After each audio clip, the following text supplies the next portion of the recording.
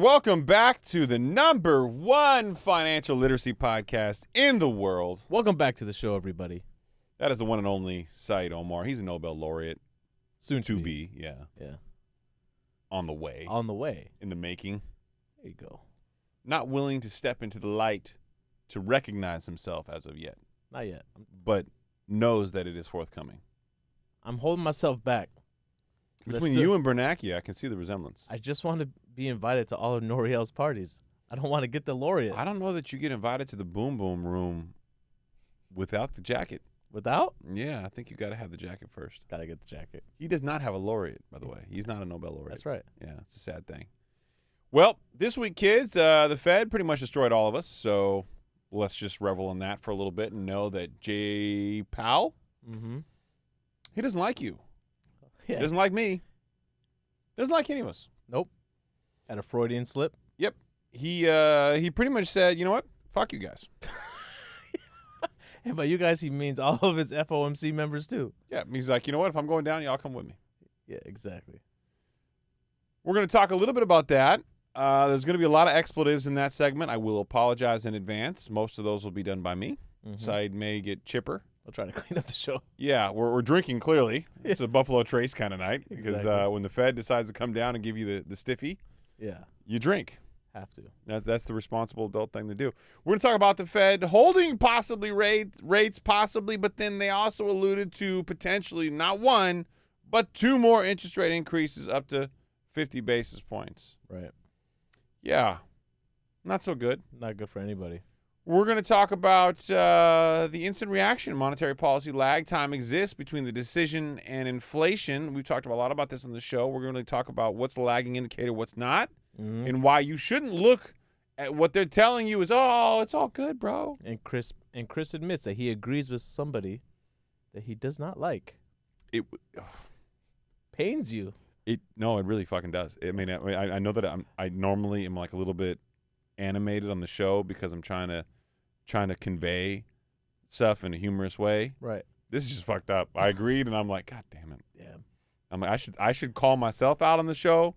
So for the record, I put this article in the show notes. You did. I did this. You did. To myself. Commendable. Then we'll talk about CPI. Inflation obviously coming out has some big ramifications on what the Fed talked about this week. We're going to help you understand what that means and unpack it all for you. Saied did his usual thing of getting us all the numbers. Yes, I did. Category by sexy category from a sexy laureate. Sector by sector. Sector by sector. Lots of S words this week. We'll talk about Westfield leaving downtown San Francisco amid declining sales. I know that I should have seen this coming, and the article talks about other people who've left San Francisco, but this was kind of shocking to me how messed up. I mean, look, I used to love San Francisco. My wife and I actually, our first getaway together was San Francisco. Okay. And I used to love going there, walking across the beach all the way up to the Golden Gate Bridge. It's just like a really cool experience. Yeah. And what's going on there is It's sad. It's disheartening. I don't understand how it fully got that way, if I'm being honest. But we'll get into it. Talk about regional banks possibly facing years of trouble. And then the SEC. The SEC may have came for Binance. Yeah. May have came for a number of people in crypto. And the last thing you thought you were going to hear is they're probing Goldman Sachs over Silicon Valley Bank's final days. We've talked about this. They're understaffed. What are you guys doing? I need you guys to focus on Binance. Stop looking at Goldman's. One of the best comments I got on social media in the last couple of years. Some guy's like, I don't really like this reel, but Binance. It's like, yeah, all right, fair enough, bro. Yeah, that's good. You get me. Yeah, I get exactly. it. You All get right. it.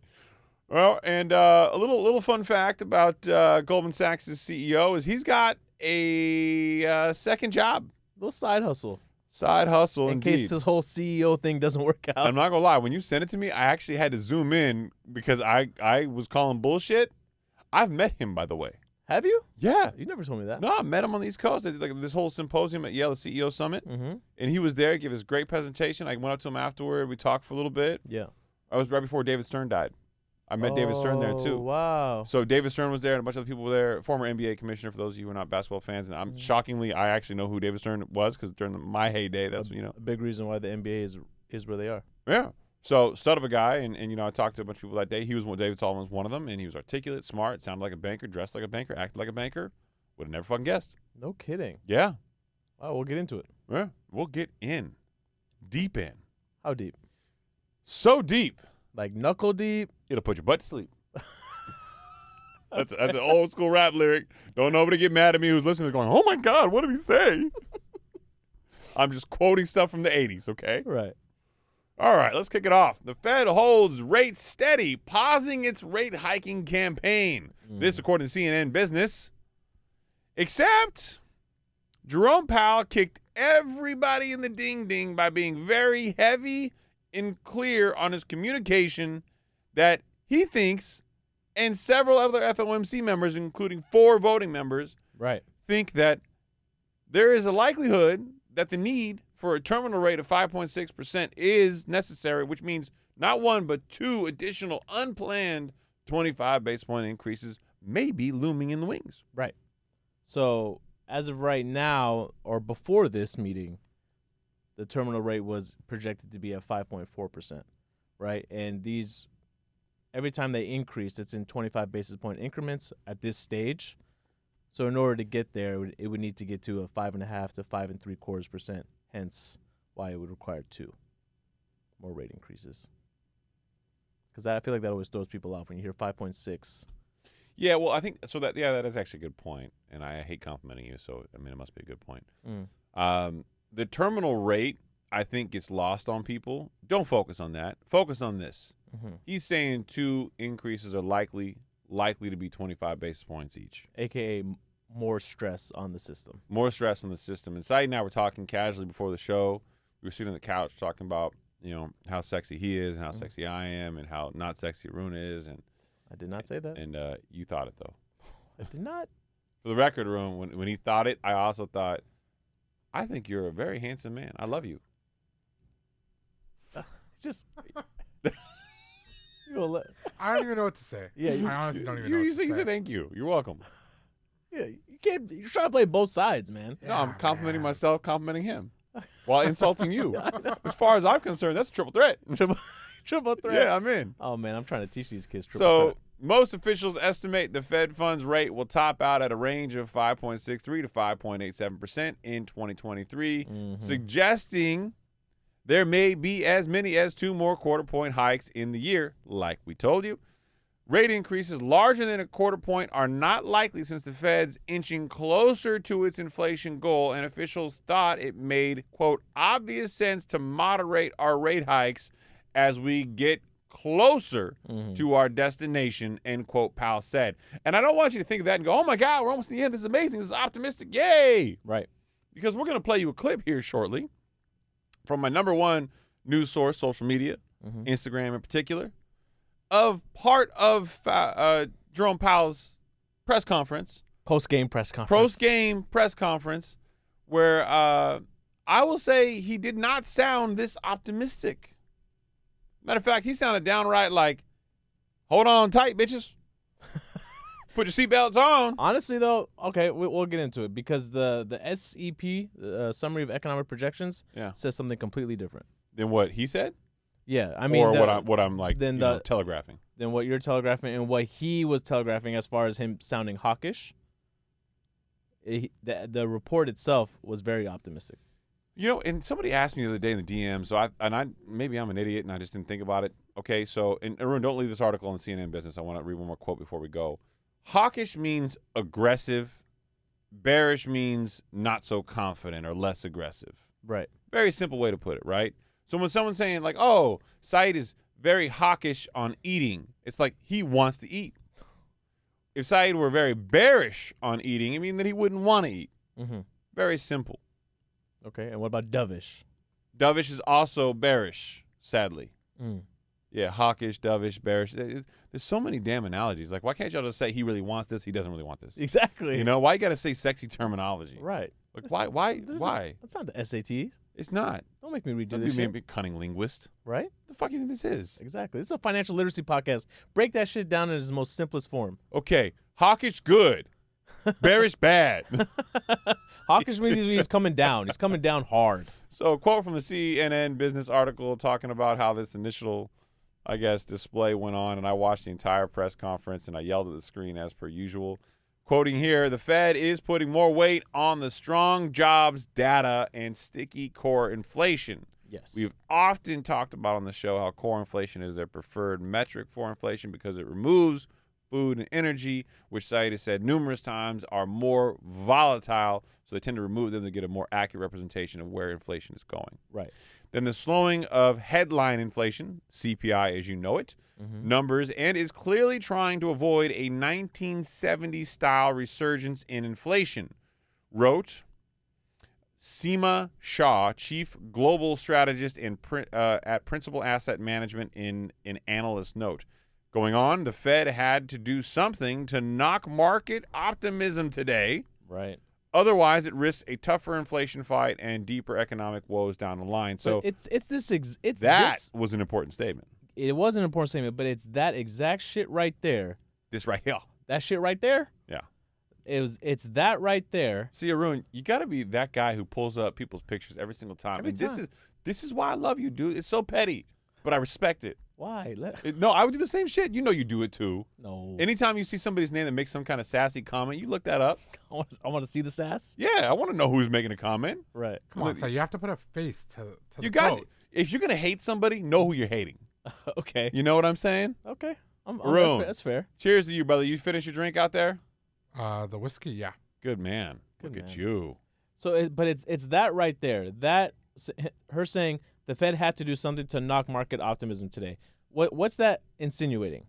It's insinuating that you don't have to necessarily buy the fact that they might do it 2 more times, and that's what people hold on to as far as expectations. Consumer spending has been the number one thing propping up the economy up until now. Okay? Well, yes, and there's a lot of other things propping up the economy, which is it's just stunning. I don't understand. But Don't understand. Here we are. Here we are, exactly. So to break down some of the numbers, okay, and at this FOMC meeting, they released a SEP report, Summary of Economic Projections. They release this every 3 FOMC meetings, or every 3 months, if you will, okay? Of this report, there's 18 participants at the FOMC. Not all of them have votes, but they all have a say to discuss. Neil Kashkari. Neil, yeah, straight cash, homie. No votes. No votes. But he gets to watch. He gets to talk. I think he brings water to Jerome Powell every once in a while, He too. brings the donuts. Yeah. Hey, Cash, bring me some donuts. Did you bring bagels? Did you bring bagels? You didn't buy the locks? Yeah. Cheap motherfucker, Neil. Yeah. Honey walnut cream cheese. Yeah. Go put capers on this, Neil. Okay? I didn't become a secretary by not putting capers on my shit. Right. Right. So, of those 18 members, 2 believe that the rates are going to stay. They basically project. It's called the dot plot. They project where the rates are going to be at the end of this year, by next year, 2024, and even 2025. So 3 years out. By the end of this year, of the 18, 2 of them predicted rates would stay right where they are. Only 2. I know. And when I heard that, I came visibly unglued in my office. Right. But then the next one, oh man, 4 of them. You motherfuckers. 4 of them thought that it would go up another 25 basis points, 5.5. Only 4 of the 18. And Okay. then the others? 12 of the members thought rates are going to need to get to somewhere between 5.5% and 6%. Which means at least 2 more 25 basis point increases. At least. And when asked at the post-game press conference, when Jerome Powell was asked if this is what is said in the Summary of Economic Projections, and this is what you guys believe, why did you guys choose to pause? Because the data that came out does not really suggest a pause is necessarily warranted. It is confusing. Mm-hmm. And if you're looking at all this stuff, like you're going like, okay, what? What, right? So either you pause and you plan to hold for a prolonged period of time and let the data come in, which would have been a totally viable explanation. Right. But you don't pause and say, well, we're still going to keep increasing. Right. It was so confusing. So this was his explanation. He said the question of speed is different than the question of level. See, but I had a problem with that. I had a problem still with have it a problem with that. You want to know why? because the question of speed versus the question of level was so intriguing and confusing for him, then why did we increase multiple times 75 basis points at an unprecedented cadence? Why did we do that, Jerome Powell? This is how he explained it. He said, remember we started off at 25, and then we went to 50, and then we did 75, 75, 75, right? And we're coming back down 50, and then 25, okay? He believes the next reasonable step is if you're slowing down. It's almost, he didn't say this part. This is how I envisioned it. It's almost as if you're going down a hill with your car. You're hitting on the brakes. You're tapping, you're tapping, you're tapping, you're tapping. As you get down towards the end, you're gonna pause.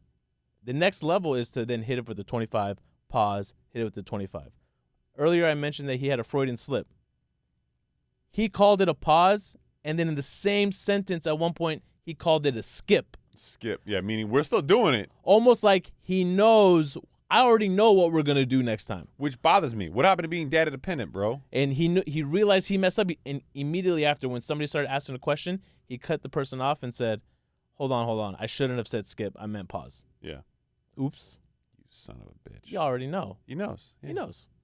You know what's going on here? What a piece of shit this guy is. What a piece of shit move. Yeah. Arun, let's cue up that social media article because I want you guys to hear and feel the piece of shitness that we're talking about here. Play that funky music, white boy. The FOMC has significantly tightened the stance of monetary policy. We have raised our policy interest rate by 5 percentage points, and we've continued to reduce our securities holdings at a brisk pace. We've covered a lot of ground, and the full effects of our tightening have yet to be felt. In light of how far we've come in tightening policy, the uncertain lags with which monetary policy affects the economy, and potential headwinds from credit tightening, today we decided to leave our policy interest rate unchanged and to continue to reduce our securities holdings. Looking ahead, nearly all committee participants view it as likely that some further rate increases will be appropriate this year to bring inflation down to 2% over Nearly time. all. In determining the extent of additional policy firming that may be appropriate to return inflation to 2% over time, the committee will take into account the cumulative tightening of monetary policy, the lags with which monetary policy affects economic activity and inflation, and economic and financial development. Okay, so if you're going to take into account the lags, why are you suggesting that two more are net? Why don't you say, for right now, we want to wait and see how much traction we get towards 2%? Exactly. Why is it a foregone conclusion that these people think that 2 are necessary to get there? Right. On previous episodes that we did, I think it's fair to bring up because this stuff is constantly changing. Which it shouldn't. Right. You and I were citing the world interest rate probability and the Chicago Mercantile Exchange. 64% today of a 25 basis point increase in July. Yes. Not too long ago, maybe a week and a half, right? There were still projections of a rate cut by the end of the year. So this is actually a good point. We talked about in the earlier article about how they were trying to break optimism in the market. Yes. Here's the problem, is there is a material invisible disconnect in Wall Street and the general public versus what he's been saying. And I'll give Jerome Powell and the FOMC this. They have not deviated from what they said they were going to do to date. To date. They've been very clear, and they've done everything they said they were going to do. But the market doesn't fucking believe him. He's already said skipped inadvertently in a press conference after the announcement. Right. I mean, it's pretty clear he wants to increase rates in July. And guess what? You're still at 64% probability by Bloomberg of an increase in July. It's not 100%. Right. Why is it not, right? And here's the fucked up part. It's Wall Street, and I know you want to say something, but I'm going to keep cutting you off because I'm a dick. No, it's okay. But Wall Street literally has cuts baked in 2023 at the end of the year and in 2024. And he has said multiple times we are not cutting rates this year. And if there's anything that summary of economic projections proved is that there will not be a rate cut this year. And Wall Street doesn't believe him. Right? And one thing that he's doing, right? He really needs to make sure, and he knows everyone's hanging on every last. I mean, look, we're sitting here talking about he said skip instead of pause. Everyone's thinking about every word that he's saying, right? He knows at Bank of Canada and the Reserve Bank of Australia, they fucked up. Oh, they backed off? They got to a point where they said, I think we're done. and then they saw that inflation reversed and started getting out of hand, and then they had to be like, okay, sorry, we have to continue to tighten, right? And that was a bad look for them. So the last thing he's gonna do is give anyone a reason, right, to feel any type of optimism, because he doesn't want to undo all the work that they've done up until now. See, but I would have slightly more respect for Jerome Powell and the FOMC if they talked openly about the consequences of what they're doing and recognize them. Well, bro, let me ask you this. They haven't done that. Let me and ask they you this. refuse to acknowledge it. Well, this is what also in that summary of economic projections, it's not just the dot plot where they talk about where they see where they all see rates where going. they see turn rate. There's a lot more to it. What they also talk about is unemployment, because that's a big part of their job. We know it's a huge function, right? Well, it's a byproduct of the federal interest rate increases. Right, and their job is to provide stabilized prices for all goods for the people, and to get maximum amount of employment for the people, right? That's part of their job. The people, Right? Us, normal folks, not you, Black Card members. So every episode, you can't leave it alone, huh? Are you gonna get Centurion tattooed on your chest, like right? You know, BC baby, no, BC Black Card before Christ. What? Yeah, Jay-Z said it. Jay-Z said it. So black everything. What it also went on to say is, if you guys remember, we talked about that they had predicted the unemployment rate to hit 4.6% by the end of the year. I don't know if they're gonna get there, man. No. New updated summary economic projections lowered that number. Yeah. They lowered it down to 4.1%. And that's because they said we're looking at all the job data, right? The job reports that are coming out. After increasing rates 500 basis points, we're still adding 339,000 jobs last month. I think on average every month year to date it's like 280,000 jobs. And that's the kind of shit that makes me feel for the FOMC. Like, they are trying to pull levers, and it's just not responding. But again, 14 years of artificial interest rate deflation, an unprecedented pandemic, unprecedented economic stimulus. Right. You got to expect that this is going to lag and take time and be painful. And it's so he's bad. dealing with an unprecedented set of circumstances. I totally recognize that. Not only Jerome Powell, but all the FOMC members. You tell me, if they're seeing jobs continue to get added, right? Unemployment's not so out of control based on the numbers. Whether those numbers are reliable or not, that's a whole nother conversation. Yeah, questionable. Right? Yeah. Questionable, right? Yeah. You have those numbers.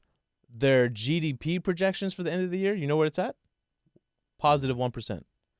Based on their projections, based on their models. So if that's what their projections are saying, they're like, why would we stop? Yeah, because the economy's still growing. Yeah. Healthy rate. You're not in a recession.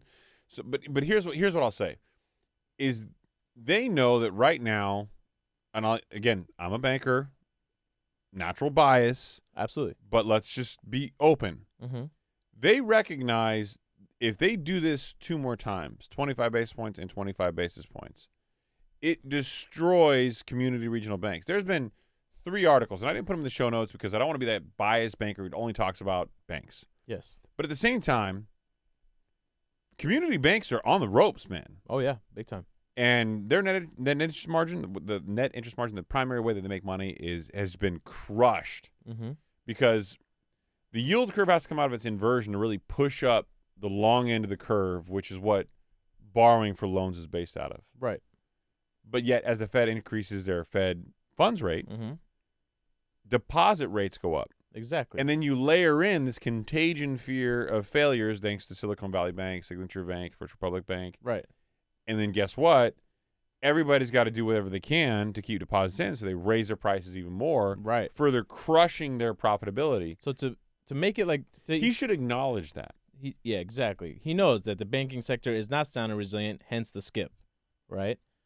But to break that you think down... that's the only reason he skipped is the banking sector?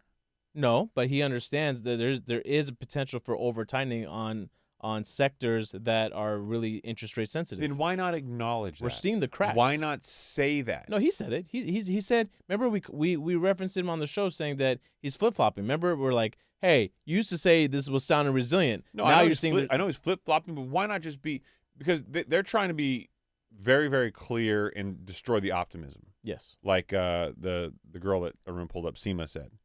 Smart, Very astute observation on her part. Mrs. Shaw, man, put some respect on her It name. was Seema Shaw? Was that what it was? Shaw. I don't remember her last name. Okay, Mrs. Shaw. You're assuming she's married. That's fine.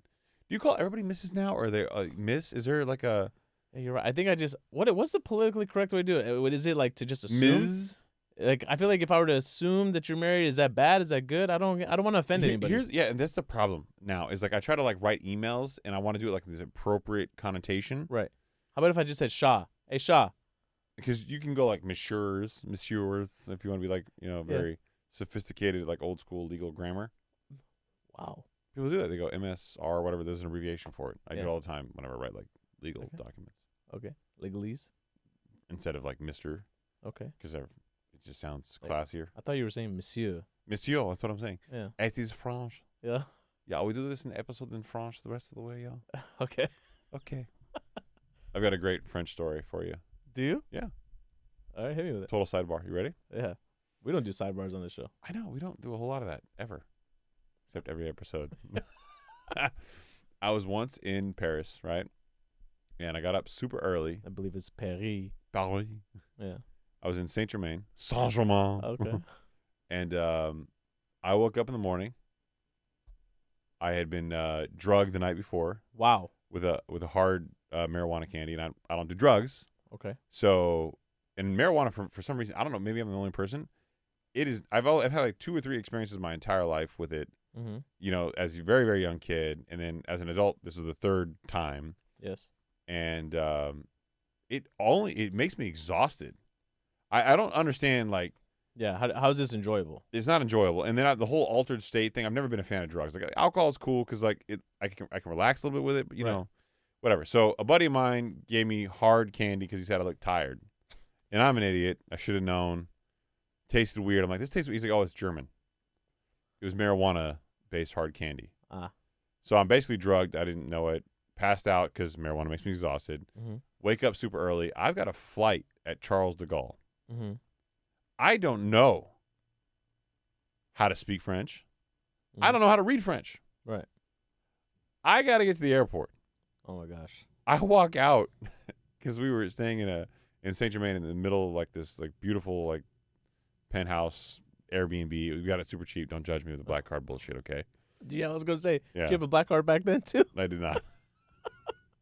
But top floor of this penthouse, I go downstairs. I have no idea how to get to the airport. I get to the subway, like train station, right? And it came down to a coin flip. I shit you not, I flipped a coin. Flipped it. Okay, I'm going on that train. How old were you at this time? I was in my late 20s. I was like 29. Late 20s? I was like 29. Flipping coins? Yeah. Wow. I was like, look, in an hour, and I'm still like hungover because I was drinking too. Like it's not good. I'm like, in an hour, I'm either going to be at Charles de Gaulle Airport, right, or I'm going to be out in the country, and it's going to be beautiful. It's yeah, okay, right. There you go, right. And I'll figure out like the whole airport situation. Mm-hmm. I was supposed to go from there to Heathrow. Yeah. I guessed right. Wow. I could not fucking believe it. Yeah, 50-50 chance. Yeah. There's something about that period of time that I guess I took for granted when I was younger. That I could make a decision like that, and whatever the consequences were, I could live with them. No issue well, keep at in all. mind, too, you also didn't, I mean, it wasn't easy to get cell phone plans there back then. Right. So now Wi-Fi's everywhere. I mean, you don't have these problems anymore. No, exactly. But no, I'm saying, but you could afford that type of decision. What's the worst? It was very, like, whimsical. What's the worst that could happen? Yeah, the worst that could happen is, like, I got to get in the flight to Heathrow. Or you got a cool story to tell. And I did. I feel like if the coin would have flipped the other way, you would have had a cooler story to tell. I've had a lot of those stories in my life, man. Yeah. I've done a lot of the coin flips that didn't work out. Let me tell you. I've done for every one of those that worked out, there's like 10 more that didn't. Right. But share one of those ones. One of those ones? Yeah, we always hear the positive ones. One of those? One of those. No such thing. That's one of my pet peaves as well. Yeah, there's not no such thing as those ones. Those ones. Those. A coin flip that didn't work out. Shit. All right. So I wore, because I was rushing to go to the airport, right? I once was going to fly internationally, and I'm trying to rush, and I packed all my stuff, and I was thinking about going to Europe. I wasn't thinking about, like, getting dressed the next morning. And I was young, Right. I was in a rush, and I went out that night. Had a flight to, I think I was going actually to London again, Heathrow. Similar recurrence here. Heathrow's in the middle. Yeah, dude, what happened to Heathrow? I put on camo, like, shorts, Okay. right? I believe you still own those I camo do. shorts. And they actually fit me now that I'm fat. So, yeah, back then they were baggy. And I get to the airport, and I'm running late, right? And I'm just, like, all disheveled. I haven't really thought about it. All I have is a backpack, and I'm going to Europe for, like, 2 weeks. Right. This dude in front of me is, like, very Middle Eastern looking. Okay. At the time, I'm clean shaven, like short hair. You know, I'm a normal dude, like a normal looking dude. Like, you don't look at me and go, like, okay, that guy looks weird. Except that you're 6'7". Yeah, I'm big. But the guy in front of me, he looked kind of shifty. Okay. Big ass beard, looked kind of sweaty, clearly like hadn't showered in a while. And I see like the security guards moving over to him. Oh boy. Right? I'm like, all right, this guy right here about to get strip search. This guy about to get fucked. They coming for him. Yeah. You fuck Muhammad. Wow. Yeah, His like- name was Muhammad? Lets him go right through. And I'm like, damn, why are those guys getting, that's weird. Yeah. I step up. I go to the metal detector. I'm good. Excuse me, sir. Can I talk to you real quick? Oh, wow. I'm like, what? You didn't stop that guy, Yeah. right? They brought me back, asked me questions. Where you going? Blah, blah, blah. Treated me like I was a terrorist. I was pissed. I got a little sassy. Did you? Yeah, because I'm like, I'm not trying to miss my flight for you guys. Fuck you guys. Wow. I'm going overseas. I'm trying to get drunk. I feel like I'd be so scared in that moment that I wouldn't know that I had the right to be upset. I'd be like, "What'd I do? I'm sorry. I swear to God, I didn't do I've it." got a black card. God damn it. No. This is actually the story of why he got a black card. Yeah, no. TSA pre-check. So- all of it.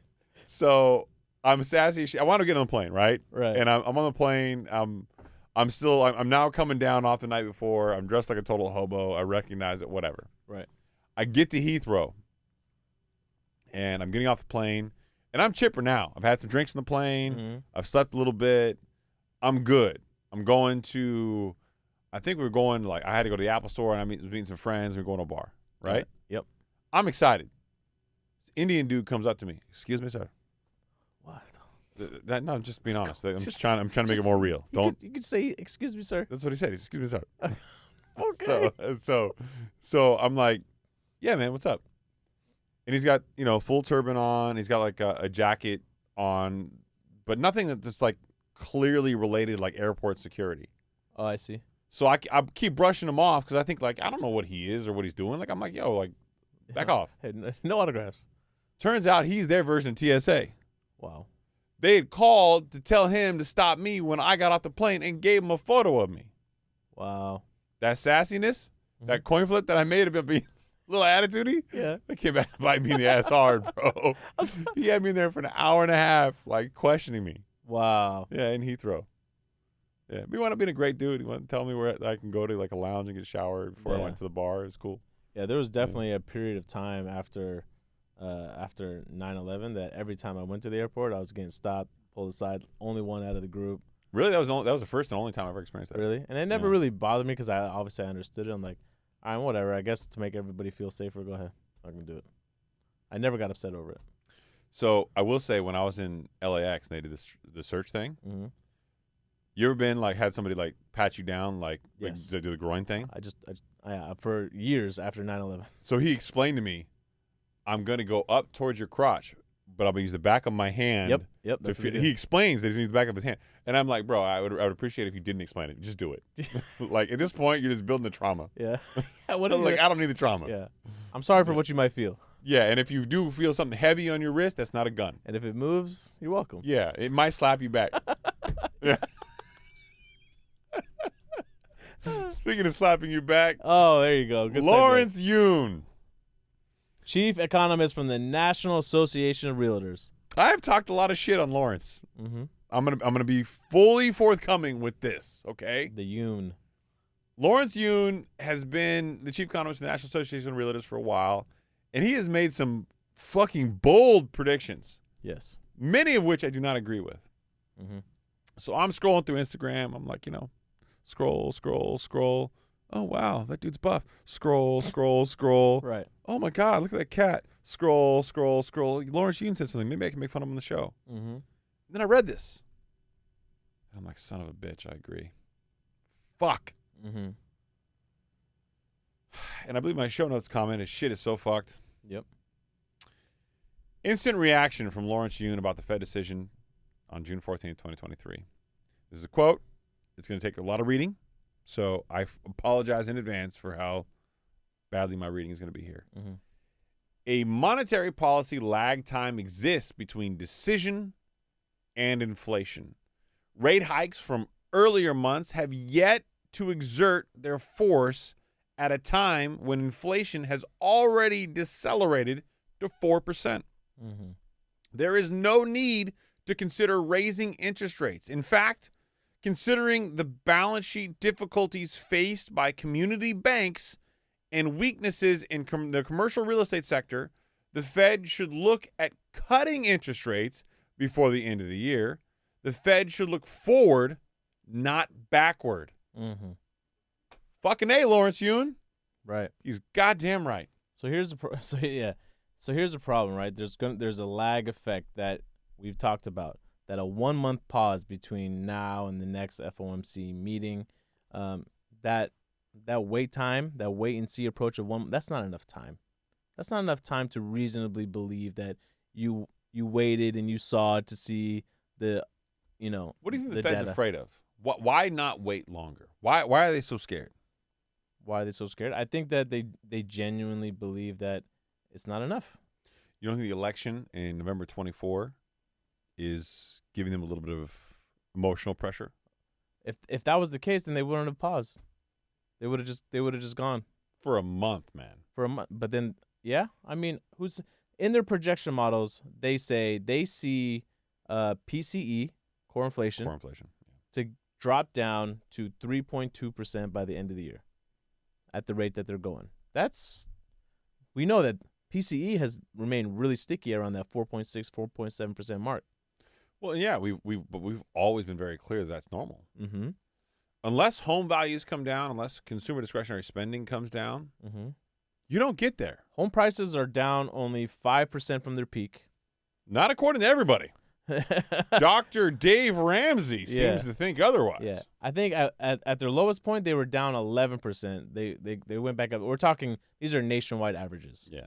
Right. So from its peak, it's down 5%, down 4.1% year over year. And currently right now the 30-year fixed rate mortgage is approximately 7%. See, Arun, that's what you were talking about before the show. Before the show, we were sitting on the couch. We were strategic planning for the Higher Standard podcast. Mm-hmm. And Arun gave Saied this compliment that he don't think he fully appreciated. He's like, you come prepared, man. You come into this thing fucking ready to go. More than you know. You don't even understand. No, I do understand. I know you don't. I'm proud, man. Are you? I'm like a proud father, like patting you on the head. Rub fuzzy. Come on, goddamn. Come on, bro. Pound it. That's not a pound. Wait, you're not even pounding it. You're not even pounding it. No, you. I am pounding it. That's disgusting, bro. Your description of pound is not the same thing as my description of pound. Right. Yeah, clearly there's an emotional disconnect here. Right, completely. Yeah. But You don't lick your hand before you pound somebody? really? So why Mr. Yoon is so keep going. why Mr. He Yoon doesn't like the compliments. Come on. I He don't, doesn't like yeah. the compliments. Yeah, you're very awkward about the compliments. real estate transaction volume. Saied, you're great. You're great. Pimples are great. Everything's great. I told Chris before the show, we're gonna address this shit now. I'm gonna do Eminem 8 Mile right now. I'm gonna release all my dirty laundry. I told Chris before the show that I'm bringing 2 guests with me tonight, and he asked me who. I legitimately thought we were going to put out 2 chairs again, like set the whole Yeah. setup in the back. I'm bringing 2 guests tonight. Don't worry about it. He said who. He kept pressing me. Who? I said the 2 pimples on my forehead. And here's how I'm going to tell you straight up. I'm not going to talk shit. Oh, 'cause I'm zooming in right now. no, don't do that. That's Don't do that. fine. That's So fine. here's the reality that I will admit to openly. Uh-huh. I don't get pimples often, but when I do, they are always in the center of my fucking nose, and they are bright red. It's aggressive, right? They are. Like, why? What's going on? Like, what did I do so different this week? Is it like emotional trauma? No, I think honestly, if I were to guess, it has to be my water intake hasn't been up to par. That's why you get pimples? And that's an assumption. I don't know. That's the only thing I can think of. Everything else has been normal. I mean, Oh, I the have schedule. I have fallen off the workout train for about a week. So that I don't know if that also has something to do with it. You on creatine or anything? I am on creatine. So when I take creatine and I stop working out, for some reason, I tend to break out a little bit. Do you? I'm not. There's no science behind that. I'm just. Right. This is just a. And thing I've that only stopped working on it because the scheduling is all messed up. Now that summer break started, dude, this is a whole thing. I know you were at the office until just before the show. Tonight. I was at the office till about 8:30 tonight. You feeling okay? It's a full day for you, brother. You all right? Full day. That was actual 9 to 5. That was a throwback. Yeah. That's what it's like working when you didn't work from home. Jeez. Thus. Jesus. But okay. Your Riz is off, King. My Riz is always on, King. So let's talk about CPI, baby. You want to get into CPI? Yeah, I want to get real deep into CPI. You have the Let's do usual it. breakdown? You got some charts for me? Chris and I both thought, I remember when this report came out, we texted each other right away. This is sus as a report can get. This is bullshit is what it is. Listen, they came out beforehand, the day before, 2 days before, the estimates were all out there that CPI overall headline figure was going to get down to 4.1%, and that core inflation, when they strip out food and energy, will be at 5.3%. I'm not going to say anybody's lying. I'm not going to be that guy. But what I am going to say is this smells like some bullshit. This is some bullshit right here. I don't care what it smells says. like bullshit. And I'm just Hey, I'm happy. Okay, whatever. Whatever it's going to take for the numbers to go in our direction, it's good for us. But I'm just saying that's not right. No. And especially when, I do not accept. Return to sender. And return to sender. No. Right? This is one of those instances where people were questioning the Fed's decision to pause. Core inflation, which is mine. That's yours. I didn't give you mine. Okay. Because that'd be awkward. Yeah, that'd be herpes. I licked your ring. Come on. What is this right here? Arun is trying to tell you to cite the article because, again, one of the reoccurring problems that we have with you is you don't like to cite articles. You're the one that brought it. Okay, fine. From the Wall Street Journal, CPI report shows inflation has been cut in half from last year's peak. Here's the problem with that, Chief. That sounds really rosy and optimistic. That's why you said it, not me. Yeah, it cut in half. My article. Cut in half, right? But the Fed's preferred measure is core inflation. You better drink that. I got some Nordic jam for you when you're done. Really? Their preferred measure is core inflation. Crispy. Where they strip out food and energy. And it's a lager with Nordic fruits. And that's at 5.3%. That's more than double what the Fed's target rate is of 2%. So why the Fed believes that this data right here is enough to warrant a pause is still beyond me. I'm happy for it though. I'm not going to be upset. It helps me my sector. But 5.3% does not warrant a pause, my guy. Are people still saying my guy? No, I'm bringing it back though. I don't think you can. That's my thing. I think you have to be younger to bring it back. Well, you're going to talk about being younger. You're just stuck in your segment of the generation when you say it. I know. I still use dope as dope. Yeah, I do too, and you really shouldn't. I know. It's really bad. I'm just, yeah. It's really bad. That's dope. And I'm like, shit, I'm so sorry. I am sorry. Yeah. I apologize. Yeah. Still, by the way, I'm still doing that thing where people like recognize the podcast and they say, hey, man, I really love the podcast. You guys have great chemistry. Natural reaction. I'm so sorry. First of all, yeah, I do that a lot every time. But the whole great chemistry thing, it makes it sound like it's a love affair. It's awkward, right? Like, I mean, it sounds like sexual chemistry, right? No. Or is it? No. It doesn't. Because if it is, I'm okay with that. I get it. Because I mean, there are a bunch of shows that I watch. I'm like, I wonder, like, man, are they really friends on the side, or are they Shannon Sharp? Oh, look at you citing a sports show. It was in my news feed. Yeah, what show? Huh? What? I don't know. Undisputed. There you go, that one. With Skip Bayless. He cried at the end. But him and Skip Bayless had that static. Yeah. They don't like each other, right? No, they like each other. Then okay. It works. Then why did they get to where they're at? Why is it so like? What do you mean? Because I'm pretty sure FS1 didn't offer him the contract that he felt like he deserves. Is Fox Sports one? FS1, yeah, is the network. Oh, okay. Yeah, all right, sure. Yeah, yeah, sure. I mean, the guy wants to get paid what he's worth. What's wrong with that? Isn't he like a weird, like OCD kind of guy, Shannon Sharp? Shannon Sharp? No, he's so jacked. Oh my god, he's so jacked. It's just not fair. Okay, and then so the chemistry comments between us were not because of the physical attraction. Then no. You said Shannon Sharp's so jacked. I'm just assuming like this is. God damn, that's Shannon Sharp. Retired. He's like 52. What in the actual fuck is he on? All the peptides. Workout and diet tip, the barbell. Yeah, that makes sense. Yeah. 54. Is he married? 54. Fucking A, man. I mean, Is he married? I don't know. He's got a daughter. His daughter was there at the show. I don't know if he's married or not. Dating history. Wow. So yeah. Anyways. I am stunned. Wow, that is an incredible physique for 54 years old. Right. One could be so lucky. One could be so lucky. You've never looked at that. But I look when people say they compliment us on our chemistry, I'm always like, why? Well, like more. Or you think most shows people are fake about whether they like each other or not? I don't get it. Chris and I are really like this off the show too. This isn't just performance. Yeah, people don't know that though. They don't like see us like walking around like making dick jokes and stuff. But I don't. That's you. Yeah, well, I mean they don't know us, Yeah. so I'm just saying like, but yeah, I guess. but yeah, I get weirded out. What's weird is when people recognize me now. Mm. This happened to me on multiple occasions where I'm like, okay, you fucking with me, right? Right. And they're like, no, I love the show, and you're like, oh, really? Cool. That hasn't happened. yeah, that's happened. That's not it's gonna happened to me happen. multiple times at the gym. Mm. And they're like, and what's your little guy? Your little guy's friend, the guy on the show? I'm like, oh, Saied. And they're like, oh yeah, Sam, whatever his name is. So the one thing that I really wanted to point out as far as Terrible segue. CPI inflation goes, and Minus just 2. just inflation in general, is I think this gets lost on people when we say that inflation, the headline figure has fallen. Let's say CPI, for instance, the headline figure has fallen Finish the drink, Chief. from 4.9% to 4%. We're not saying that doesn't mean prices have fallen, right? What the rate of inflation is slowing down. So inflation. Disinflation. Yeah. So inflation looks typically year over year for many of these things, Mm-hmm. but month over month is usually a wide.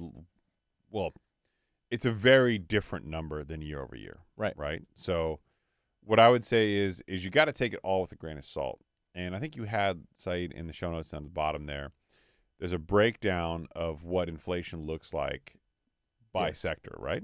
Yes, for each of the components. So we'll get. I think this is a much better tell. Right. So the key part actually to this report, which I thought was really interesting, was if you were to actually take out used vehicle sales, right? Mm. Inflation would have been at a 3 handle. Really? Yeah. So Used vehicle sales is carrying that much? yeah, motor vehicle repair was up 19.7%. That's because people can't afford new cars right about now Right. So they'd rather pay to have their stuff repaired. Yeah. than to buy a new car. Right. Motor vehicle insurance up 17%. God damn. Insurance has gone up not only on homes but on cars as of late. In the homes, it's like all the natural disasters. It's not just countrywide. Not just national disasters. We actually we had this article in our show notes for weeks, and we just never found a way to work it in. This might be a good time. That's because I'm working it in now. No, you're not working it in. I'm working it in so good. I feel like you're not the type to work it in. I worked it in. I feel like smooth. you're more like a. You didn't even know I just put it in. You're like a bottom, you know. Just put it in you right now. You had no idea. Yeah. What does that say about you? Doesn't matter. No one's gonna ask. So, actually, home insurance has gotten so unaffordable, and a lot of insurance companies are refusing to provide new policies, especially in California, Mm-hmm. because not only for the potential for natural disasters like these wildfires, but also inflation is so out of control that the cost to rebuild would be so high that they don't want to have to pay out and provide that. Doesn't make any economic sense for them. Doesn't make any. So why would they? Right? We're just gonna pull out the market. Left that there for you. I thought you were trying to clean up the show, Saied. Man, this guy. It's just me he attacks. No, it's not. He only attacks you because you make inappropriate comments. I might be crass and abrasive, Yeah. but I'm not dropping subtle innuendos about pulling out of the show. Food from vending machines and mobile vendors up 15.3%. No. Chris admits to being dirty. I know what I You am. try to say, yo, I'm cleaning up the show. I'm trying to be the good guy. You Okay, do. but hold on. You do. The man is not wrong. He's not wrong. He's back there watching the Wait, show hold on. every single night. But what's He wrong? knows. Can I ask you a question? What's wrong with me dropping subtle hints at something just for our sake You don't got to call it out every time. It's not. Dude, were we talking to each other just for our sake? Yeah. We're just There are having thousands of people who listen to the show. Bro, you throw every up single the week. loop. Oh man. Go This ahead. guy throws up the oop every time, and he just stares at you. Yeah, I know he does. He's like, "Hey, Chris. Hey. Let me make an inappropriate comment and Don't see if do you that. run with it." And then stay quiet for 3 seconds. Yeah, and giving this you is the why eye. you guys should all go to YouTube. Don't do this. And you should watch the physical show. And I know some of you listen to it while you're driving. Cool, I get that. But you're missing out on Saeed's face when he looks at me, guilty AF, which is as fuck for those of you in the older generation. I feel like you're too old for Guilty AF. AF, right? And he looks at me and he's like, pull up.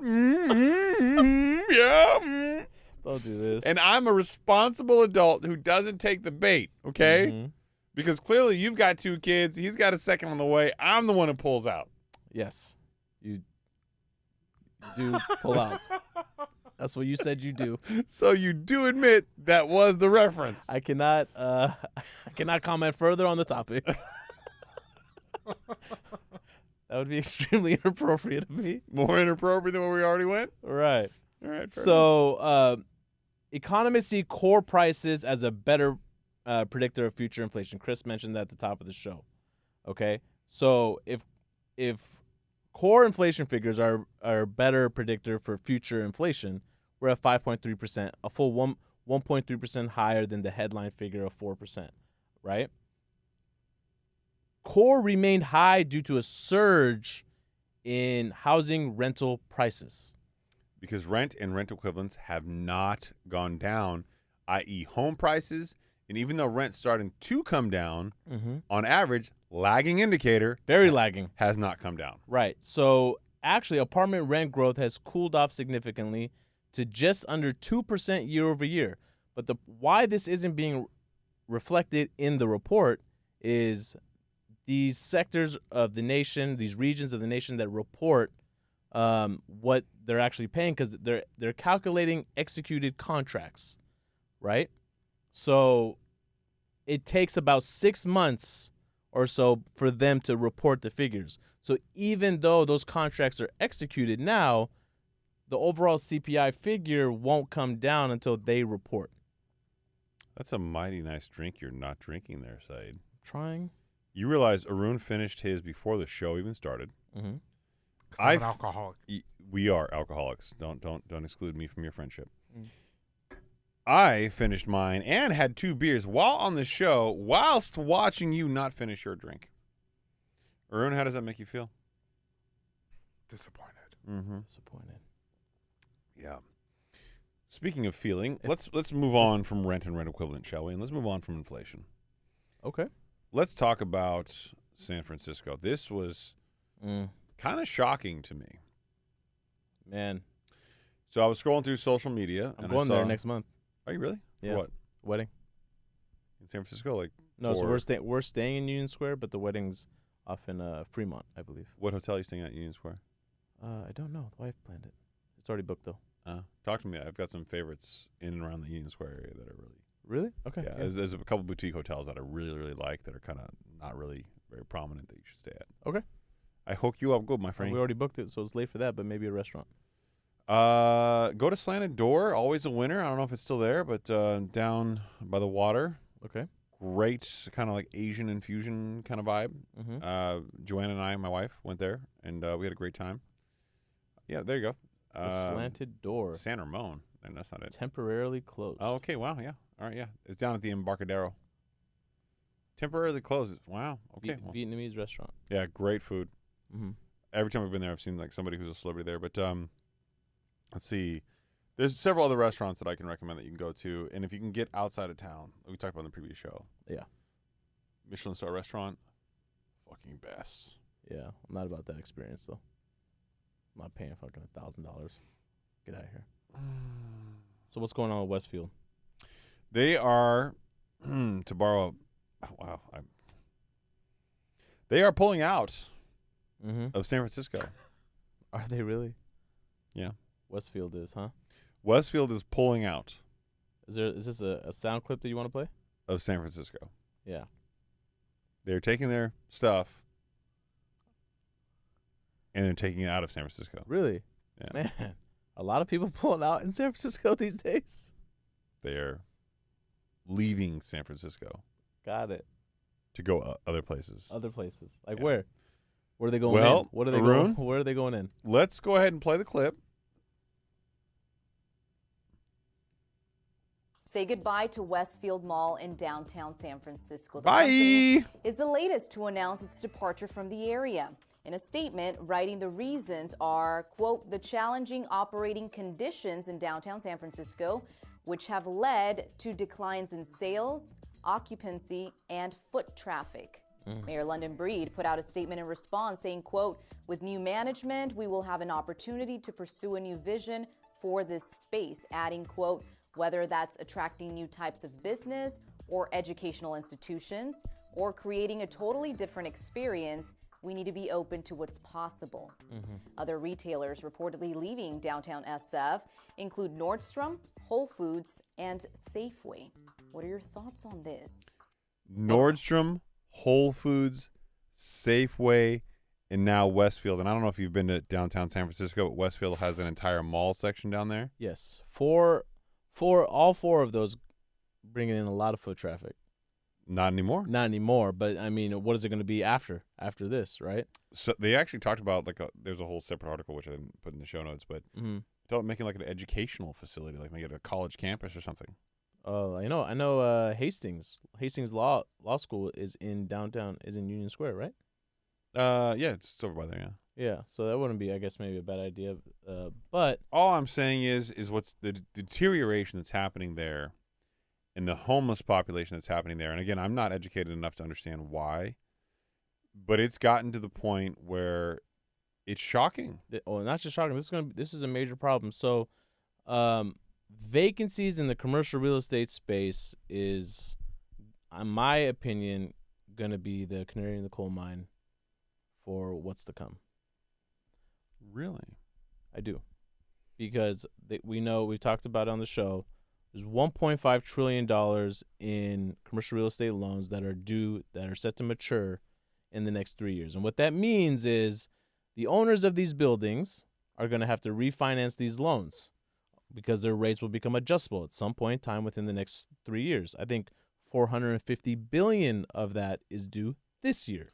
And what we've talked about on the show is these investors that own these properties, or these companies, these funds that own these properties, they don't own them free and clear. The name of the game is leverage. They all have loans on them. Yeah, hundreds of millions of dollars. Hundreds of millions of dollars. JP Morgan has come out and said 20% of commercial real estate loans are likely to default this year.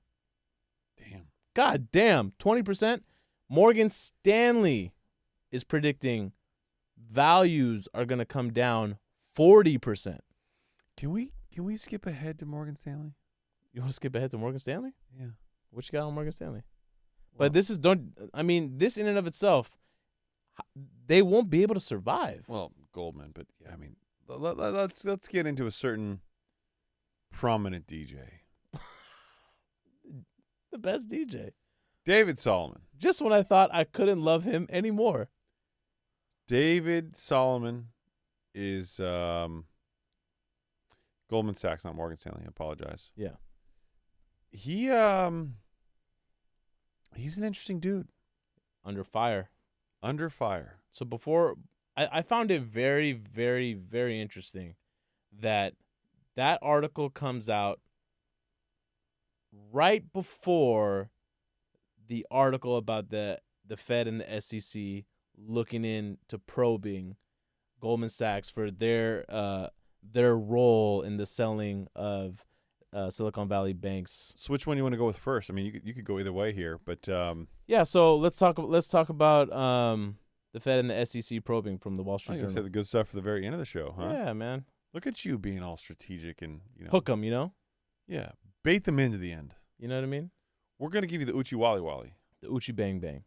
At the end, if you bear through this article by the Wall Street Journal. Mm-hmm. Fed, SEC probing Goldman Sachs' role in SVB's final days. Yes. Justice Department has subpoenaed Goldman over Silicon Valley Bank matter. And to give you an idea, and let's set the context right here, mm-hmm. What was going on back then was very simple. There was contagion fears that started on March 10th. People were so afraid of their bank failing, they were pulling deposits out of any bank that made the news. Right.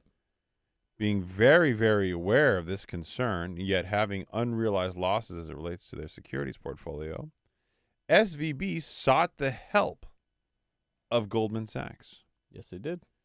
But what's very unusual... They played the role as advisor. They play the role as advisor for an investment banking, possible M&A or sale of the institution, or bringing up additional capital. That's what it was. But what's very unique about that, and unnormal, if you will, is for them to also buy assets from somebody they're advising. Well, it turns out Silicon Valley Bank, although they were told by Goldman Sachs, hey, get your own independent counsel here, figure out your own advisors. Yeah, they definitely did all the things they needed to do. They had it in writing. They sent it over to their chief financial officer. CFO. Yeah. Goldman Sachs told them, hey, get your own opinions. We'll buy your assets from you. Time was of the essence, though. And Silicon Valley Bank didn't want to shop the sale of their securities and assets around. Why? Because they didn't want the news to get out that they were looking to do this, because they didn't want to be part of that March 10th contagion and fears, which ultimately they were. Yes. But they were trying to avoid their name being out there selling assets and the negative connotation that may have come from it. Right. So they said, hey, Goldman, you're handling this. Let's go direct to you. Right. Just buy the assets. So there was this contagion. Which they did buy. So there was this contagion fear amongst all depositors, and especially those at Silicon Valley Bank. Remember, a lot of their startup companies, those fintech companies, those companies that by venture capitalists were pulling their money out, right? And that struck a fear in depositors. What happened? Pulling their money out, huh? Oh, geez, I didn't even realize I did it. I'm like chosen one. It just happens. Okay, so there was a lot of fear, and Silicon Valley Bank at the time, if you can recall, they needed to raise capital, and they struck a deal with Goldman Sachs for them to play advisor. But like you said, it's very rare for Goldman Sachs to also be a buyer. Because it's a conflict of interest. I'm advising you, but I'm also buying your assets. And exactly what they told him to do is, before you raise capital, you need to illustrate that there's a need for capital.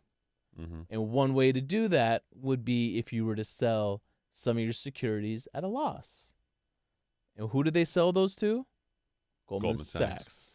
So, for the record, if you sell securities less than their value as a bank, so let's say I've got $100 million of securities, but it's now worth $70 million, and I sell it to you, Goldman Sachs, that $30 million is a hit to my capital.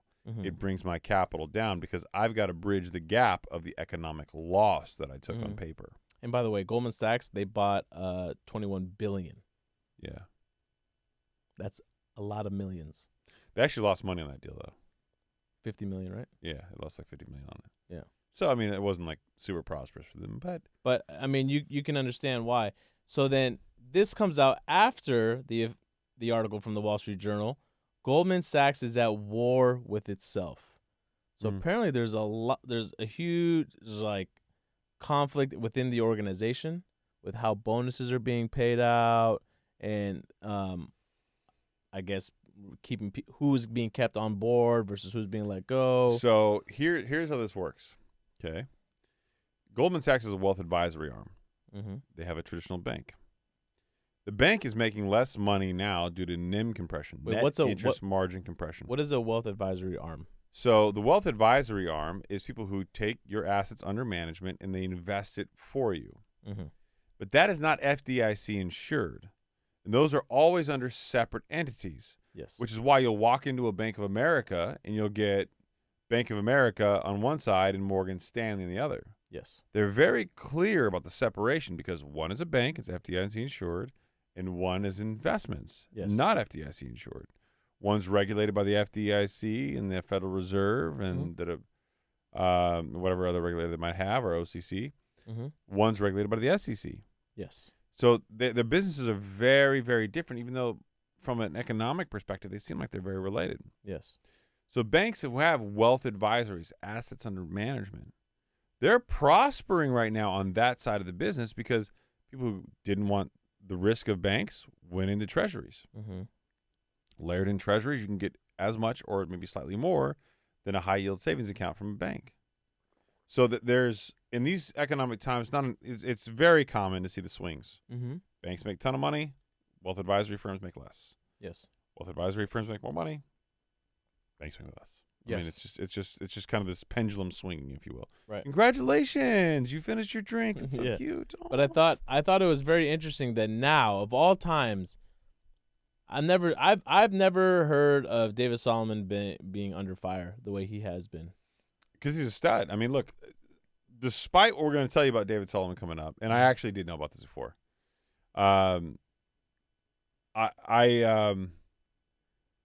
He's got a track record, and I've got a tremendous amount of respect for what he does. Mm-hmm. And as somebody like myself who's very diversified in things that I do, and I work odd hours, I knew this about him, but it never detracted from what, in my mind, was his success. And I don't like the rhetoric going around about whether or not. Well, first of all, David Solomon. Odun, actually, can you do me a favor, please, and pull up the timelines of his time at Goldman Sachs? He came on as a partner, I believe, in 1999. Yeah. He didn't just step in as like, hey, I'm here to run your banks, or I'm here to run Goldman Sachs. I'm your CEO. No. He Yeah. worked his way up. He knows the culture. He believes in growing this thing to its. Most CEOs have. Jamie Dimon, too. Jamie Dimon, too. Jamie Dimon came through merger and acquisition and then worked his way up to the CEO, and he's been there ever since. Been there ever since, right? And over his tenure there as CEO, I think he became CEO, if I'm not mistaken, in 2018. The last 5 years, I looked at it right before I came on. Their stock price is up 50% since he came on. And now we're gonna start to question whether this guy's side hobbies are warranted. Like, should Goldman? There was a quote by somebody in the article that said, "Should Goldman Sachs deserve his undivided attention?" So, as somebody who's fallen under similar recent criticism of that exact same comment, I can tell you,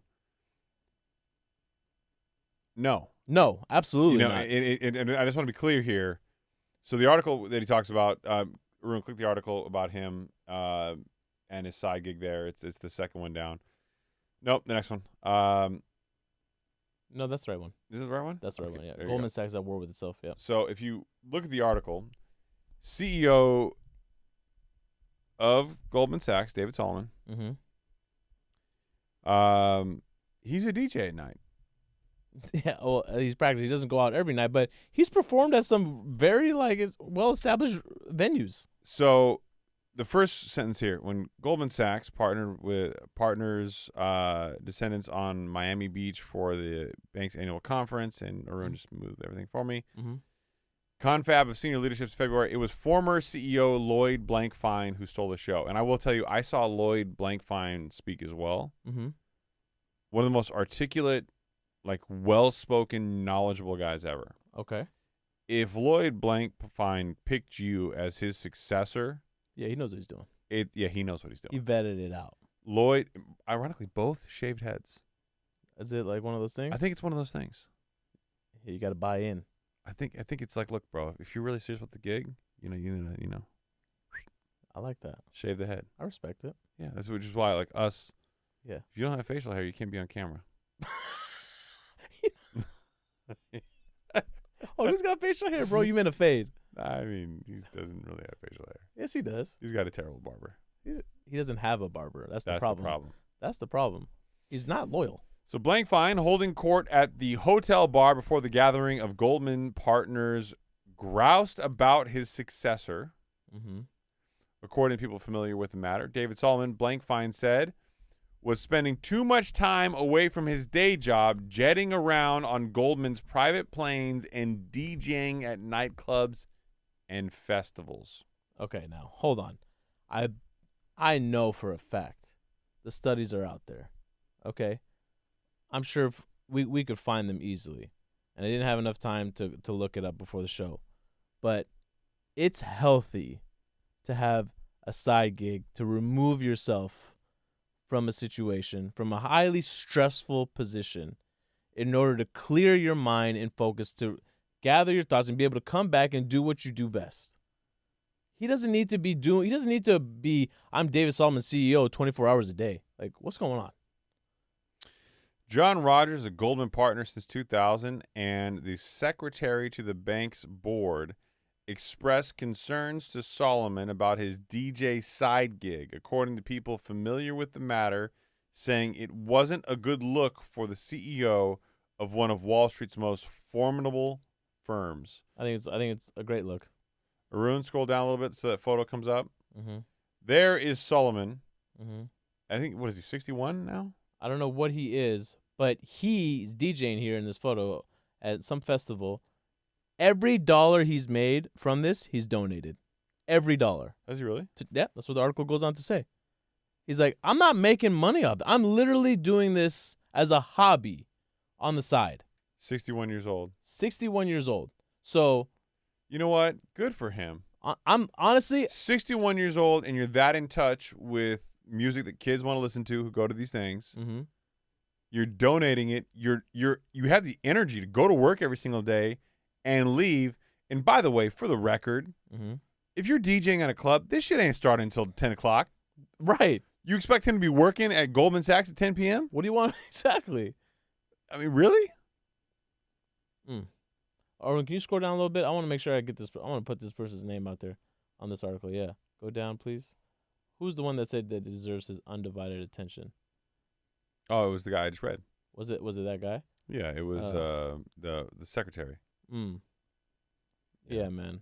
John Rogers, a Goldman partner since 2000. He's bitter because Solomon was there a year earlier, and now he's the CEO. Salty AF. Bro. Yeah, bro. You know what you should have done? Should have worked harder. You know what you probably needed to do?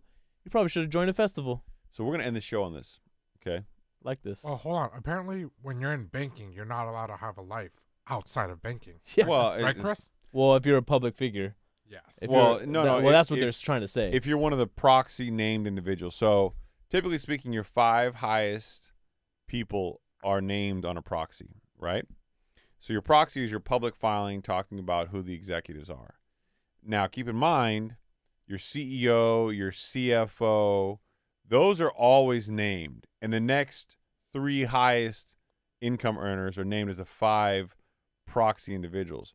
Those are your public-facing executives. Everybody else in the executive team is below them, generally aren't as visible publicly. Mm-hmm. So there is some scrutiny on people like him. Right. And myself. But what I will say is this, okay? This is the part that bothers me. I have spoken to the man who interviews the people who go to Fortune 500 companies and they look for their career there. And they always engage my friend Roger Lipson. And they tap him on the shoulder and say, hey, will this person fit culturally? What can you tell me about them? Give me the Myers-Briggs. Give me all that on this person. Talk to them. Give me an opinion if this person is a fit for the organization. Yes. And one of the most valuable lessons I ever learned from Roger was, and he said it to me in a different context. It was the other way from what I'm about to say. But he was mad at me because I was effectively accusing somebody of being lazy. And he came at me and he was like, why do you expect them to have the same capacity for work that you do? Not everybody reads at the same level. Not everybody speaks the same articulate way. Not everybody has the same skill sets. Everybody's got skills. Absolutely. But their level of doing things is different. And maybe your level of work, capacity for work, is more than somebody else. Maybe they're not lazy. Maybe they are working hard for what they can do. Right. You can't look at David Solomon and say, oh, he's DJing, he's neglecting his duties. That is an assumption that he can't do both because you assume you couldn't do both. Right. That is not fair to him. Mm-hmm. And what I would say is look at the total shareholder return, also known as TSR, by the way, and look at the growth of Goldman Sachs over the years. Yeah. It's at 50% over the last 5 years. And if that number is strong, fuck your criticism. Yeah, absolutely. That's the best way to put it.